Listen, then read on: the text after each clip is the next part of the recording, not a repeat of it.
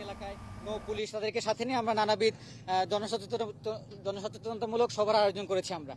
এবং একই সাথে বিশেষ করে বলতে চাই, এই অভিযান পরিচালনার সময় আইন ভঙ্গকারী সবার বিরুদ্ধে যথাযথ ব্যবস্থা নেওয়া হবে।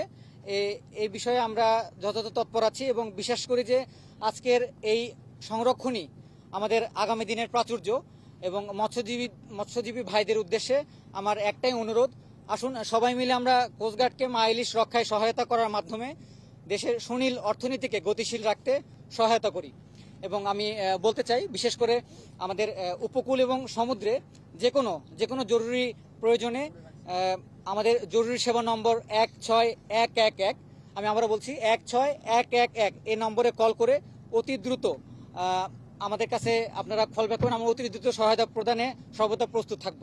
আর বাংলাদেশ কোস্টগার্ড দায়িত্বাধীন উপকূলীয় নদী এলাকায় মৎস্য অভয়াশ্রমগুলোতে মা ইলিশ রক্ষায় সার্বক্ষণিক টহল কার্যক্রম অব্যাহত রেখেছে এবং সামনেও রাখবে ইনশাল্লাহ।